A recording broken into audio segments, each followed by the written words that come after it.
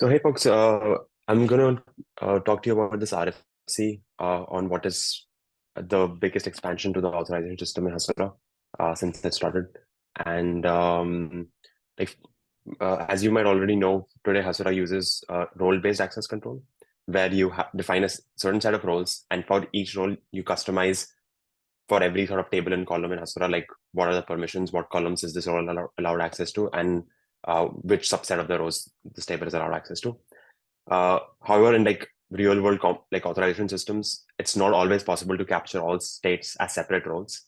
And even if you like sort of like explored your set of roles and modeled it that way, then it's not possible to reuse permissions because a lot of roles will have a lot of overlap in what permissions they have. And for complicated permissions, it's also like very hard to verify, like given a set of permission definitions, like is this correct, is this not correct? If I change this bit, like is something going to break, is not going to break? And so this RFC proposes fundamentally moving like from like role-based authorization to what we call rule-based authorization, where you define small units of authorization rules, which can all compose together to form a complex authorization model. This is like a strict superset of like role-based authorization. So like if you are already doing role-based authorization today, like nothing changes. It like just very easily fits here. And like over time, you can start expanding the scope of your authorization system, keep simplifying it, and like have role-based, attribute-based, everything combined together. Let me just give you like examples of how uh, conceptually a very simple like authorization scheme gets complicated with role-based access control, but in the new model, it will be like very simple to uh, to implement. So imagine like I have an internal API that's targeted at my company's own developers and support agents. So I have a table for my users, which have like these columns: ID, name, email, is gov, which means like whether the user is a government user or not. I have a record of any user activity, and I have some support tickets that have been assigned to support agents. So, and like I said, I have two personas here. One is like my company's own developers and my company support agents. Developers should be able to view all user information. Support agents can only view the data for users for whom they have tickets assigned to them. And some user information is protected. For example, like PII fields like name, email uh, are protected unless like the specific person who's accessing this API has access to PII fields. Similarly, government user data is restricted unless the API consumer has explicit access to government data. And so this is like a simple system to understand, but uh, but like modeling it in rules with roles becomes like pretty complicated because one, I have to capture all these possible states as roles. So I'm going to have a base developer role. I'm going to have a developer with PI access role, Gov access role, with both PI access and Gov access, and similarly for like support agents. So I have 8 roles, even though like realistically I only have 2 personas in my company with some more attributes apart from that. And now when I actually go and try to define permissions for this, it just gets very, very complicated. So for column permissions, what in Hasura v3 we call type permissions, uh, it's very similar permissions, but like I have to spell it out separately for each role. And at the row level permissions, which what we call model permissions, they get even more complicated.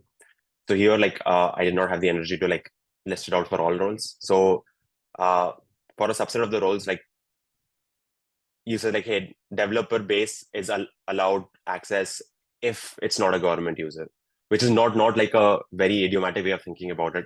Like what, like to define what is a minimal set of permissions, you have to think about what this person is not allowed to do, which is like very unintuitive. Similarly, with government access, filter is null. Now imagine tomorrow I restrict my access with some restrict like access based on some other attribute. I will have to go and figure out like, hey, is this null? Does that actually mean allow access to everything? Or does it mean allow access only at that point what access is allowed and now change it? Like it's just very complicated to reason about and manage. And similarly, like if I go from like users to user activity, uh, I have to like duplicate a lot of the same permissions again. Like I know my user which don't have Gov access allowed, for those user activities should not be allowed. So like it's just like a giant web of permissions which like is very hard to reason about. So what we are now proposing in the new system is that you can have just two simple roles, developer and support agent. This is what your real roles are after all. And you can have some extra claims or session variables like injected by your authentication system, which can say like, hey, does this person have access to PII, and does this person have access to Gov users?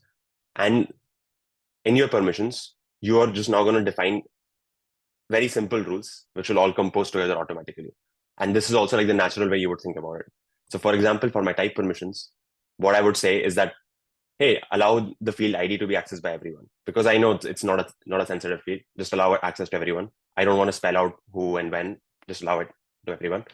The other thing I want to say is that, hey, name and email fields I know are PII fields, so allow access only if the PII access is set to true.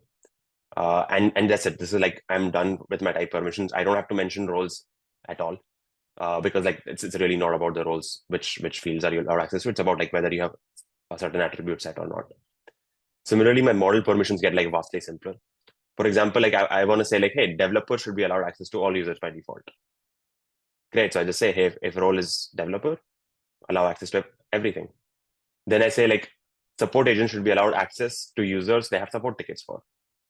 So I say like, hey, if role is support agent, then look at the tickets relationship, and if the agent ID is like whatever my actual agent ID is, allow access to those objects. And then I know like, hey, there is this little like rule about Gov users also. So I'm going to say like, hey, if the user is a Gov user, and if the person does not have Gov access, deny those objects. I don't have to think about like what roles, what other access they were granted and whatnot. I can just define this like simple rule in isolation, and it composes automatically with all these other rules.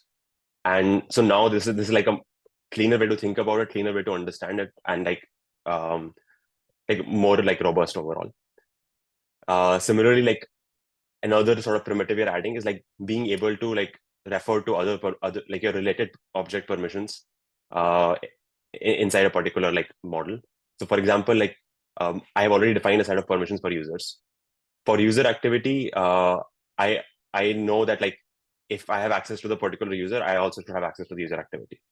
So all I define is like, hey, allow user activity if I have access to the user, and that's all. I don't have to duplicate all the permissions all over again. But like, let's say maybe like some activity has been explicitly hidden by the user, and I don't want to allow access to. So I define another simple rule saying that, hey, deny objects where like is hidden is true, and it all just composes automatically instead of having like these giant complex permissions per role.